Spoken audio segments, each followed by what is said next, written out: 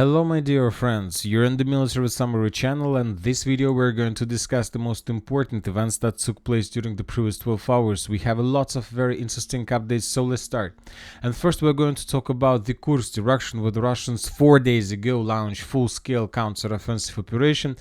Different military experts are saying that the main purpose of Russian counter-attack is to force the Ukrainians to leave the Kursk region completely, but as for the previous 12 hours, as for the previous night, we haven't received almost anything from this direction, and now let's discuss in details. Some Russian sources and some Russian mappers are saying that as a result of attacks during the previous night of the local time, the Ukrainians managed to improve their position significantly and to capture additional territories. So summarizing everything that the Russians are saying, by the morning of the 12th of September, the Russians reached this red line from the village of Koreneva, and they got as close as possible to the village of Lyubimovka. So this is the statement of the Russian sources. Furthermore, I'll remind you that during the previous 24 hours, according to pro-Russian sources, they also managed to answer the village of Obuchovka and to secure the territory completely. But as for the geolocations are saying completely different situation. For example, this video was published by the Group of Forces North, the official Telegram channel of the group of armies that are located and that is responsible for this direction. And in this video, we can see how the Russians were bombing the western outskirts of the village of Obuchovka, which confirms that there are still Ukrainian soldiers and that the Russians haven't managed to secure this territory by the morning of the 12th of September. Maybe the video is archived, but so for now we are continue keeping this area as a contested zone. Furthermore, we have additional reports from the fields between Olgovka and the village of Snaga, Sinabuchovka. In this episode, we can see how the Russians were bombing the Ukrainian positions in this forest. So everything confirms that there are still Ukrainians, and probably the lines and the, let's say, polygons that the Russians are drawing on their maps are just a part of wishful thinking situation. Furthermore, let's talk about additional and very important information that we received from Glushkova area. The Russian sources this morning published one photo, and this information was published somewhere at 4 a.m. of the Ukrainian Moscow time. And the Russians are saying that in this photo we can see two Ukrainian vehicles. This is just two vehicles of a very big group of armored forces of Ukraine that were trying to break through the Russian defense belt, the Russian border, and to enter the territory of Glushkova. If you remember, we were talking about this yesterday. Now let's discuss about this once again. So according to pro-Russian sources, the Ukrainians tried to attack the Russians on the line and between the villages of Abody and Pavlovka. So this is the village of Abody and this is the village of Pavlovka. And as a result of this attack, the Ukrainians crossed the border and entered the territory of Russia. Furthermore, according to information we have, the Ukrainians managed to establish a strong foothold in this part of the region. But later, the group of forces North, more precisely this morning at the 6:30 a.m. of Ukrainian Moscow time, published additional report about the situation with this attack and about the results of this attack.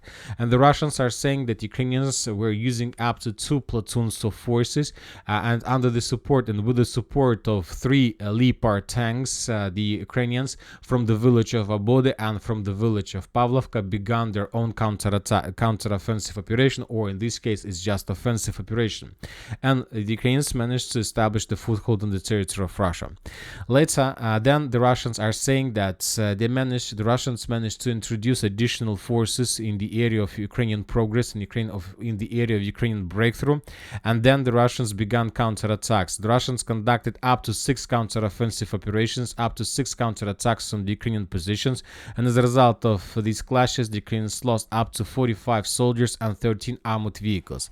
Then the Russians began bombing and attacking the Ukrainian positions in the village of Pavlovka and the village of Abody with aviation, and the Ukrainians were completely defeated and were forced to fall back. So this is the statement, official statement of the group of forces North, yet we haven't received any geolocation that can confirm this, but most likely today the clashes are going to continue exactly in this area, because the Ukrainians understand if the Ukrainians want to stop the Russians and not to allow the Russians to move further in the central part of Sudzha area, the Ukrainians need to use everything they have and to attack the Russians in deep rear and from behind. So this is going to be very interesting day most likely, and we are waiting for additional updates. Of course, the Ukrainians understand that to win the battle, to win this counter-offensive with the Russians, first of all, they need to destroy Russian logistic. And during the previous 24 hours, the Kursk published additional video of how they were attacking the Russian bridges, the Russian engineering equipment that the Russians were planning to use or were using to restore and to repair damaged and destroyed pontoon and the regular bridges. Now let's move further. We have additional updates from Malaya Lokny, and as you can see, we have adjusted the map in Russian favor. The Ukrainian sources published a very big long video of how they were bombing and attacking the Russian forces in this area. We have lots of episodes, lots of artillery strikes, most of them were geolocated, and summarizing everything, the Russians were bombed in this part of Malaya Lokny, in these parts, and in this part. And based on this video, we have adjusted this territory in Russian favor. If you remember, we've been talking a lot about this part. We're saying that most likely the Russians were encircled by the Ukrainians, or the Ukrainians were trying to complete the encirclement, but most likely the Russians still have some roads for supply and support that goes from Malaya Lokny towards the village of Kamyshovka. Now let's move further and let's talk about the northern Kupiansk direction. We have additional changes on the ground. The Ukrainian sources published the video or the sources of the 77th Air Mobile Brigade published the video of how they were bombing and attacking the Russian forces in this part to the north of Pishane, northern Pishane, and based on this video, most of the mappers have adjusted the maps in Russian favor.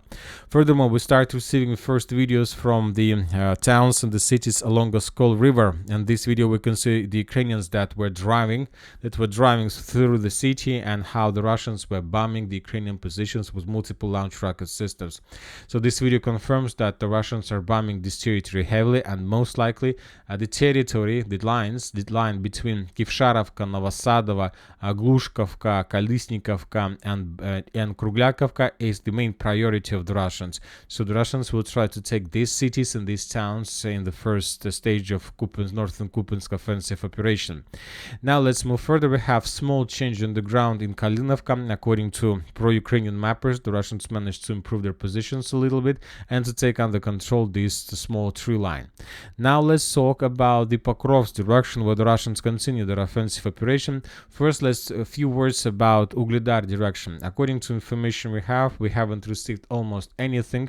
We haven't been receiving almost anything for the previous 2 days from the Ugledar direction. This is very interesting because the last report we got 2 days ago when the Russians took under control the village of Vadyana, when the Russians began offensive towards the coal mine South Donbass number 1, and 2 days after. So today nothing more, nothing additional. So it's very difficult to understand what is happening.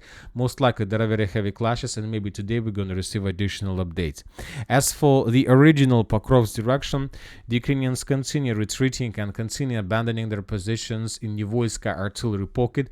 Today different mappers confirmed this information, and during the previous 24 hours the Ukrainians withdrew from significantly big territories. So according to pro-Ukraine mappers, a lot of fields, a lot of fortifications were abandoned by the Ukrainians, and this information also was confirmed by different neutral mappers. So the battle for Nivoysk and this cauldron is about to be finished. And furthermore, let's talk about Ukrainsk. As you can see, we have changes on the ground, and the most important, we have confirmed changes on the ground. So as you can see, we have colored the southern part of Ukrainsk under complete Russian control based on this video. In this video, we can see how the Ukrainian volunteers, just military, non-military personnel, not non-military people, were evacuating old people from the southern part of Ukraine. And in this moment, as you can see, the Ukrainian volunteer was very afraid of something. And if you have sound, you can hear that at some moment he managed to discover a Russian soldier.